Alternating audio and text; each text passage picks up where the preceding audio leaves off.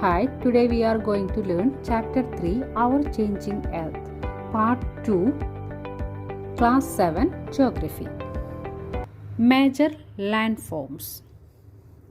The landscape is being continuously worn away by two processes known as weathering and erosion, in which weathering is the breaking up of rocks on the surface of the earth, whereas erosion is the wearing away of landscape by different agents like water, wind, and ice.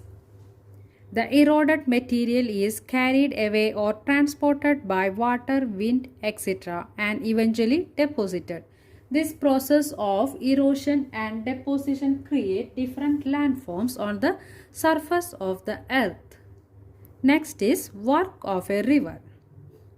The running water in the river erodes a landscape.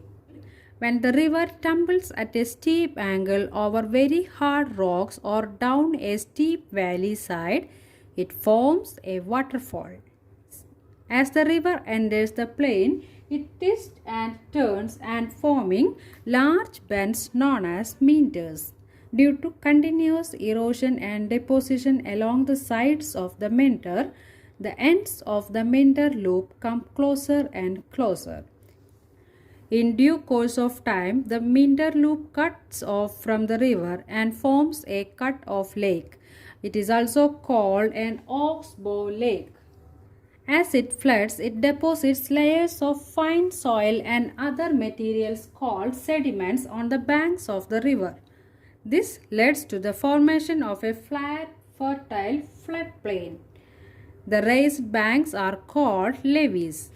As the river approaches the sea, the speed of the flowing water decreases and the river begins to break up into a number of streams called distributaries.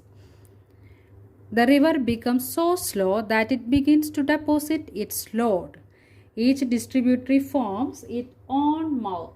The collection of sediments from all the mouths form a delta. Work of sea waves. The erosion and deposition of the sea waves gives rise to coastal landforms. Sea waves continuously strike at the rocks. Cracks develop over the time. They become larger and wider. Thus, hollow-like caves are formed on the rocks. They are called sea caves. As these cavities become bigger and bigger, only the roof of the caves remain, thus forming sea arches. Further, erosion breaks the roof and only walls are left. These walls-like features are called stacks. The steep rocky coast rising almost vertically above the seawater is called sea cliff. The sea waves deposit sediments along the shores, forming beaches. Work of ice. Glaciers are rivers of ice which too erode the landscape by bulldozing soil and stones to expose the solid rock below. Glaciers carve out deep hollows there. As the ice melts, they get filled up with water and become beautiful lakes in the mountains. The material carried by the glacier, such as rocks, big and small, sand and silt, gets deposited. These deposits form glacial moraines. Next is work of wind. Have you ever visited a desert? An active agent of erosion and deposition in the deserts is wind. In deserts, you can see rocks in the shape of mushroom, commonly called mushroom rocks. Winds erode the lower section of the rock more than the upper part. Therefore, such rocks have narrower base and wider top. When the wind blows, it lifts and transports sand from one place to another. When it stops blowing, the sand falls and gets deposited in low hill-like structures. These are called sand dunes.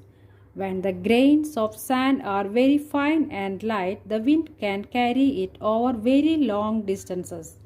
When such sand is deposited in large areas, it is called loess. Large deposits of loess is found in China. This is the end of Chapter 3, Our Changing Earth, Class 7, Geography. If you like this video, please like, share and subscribe. Thank you.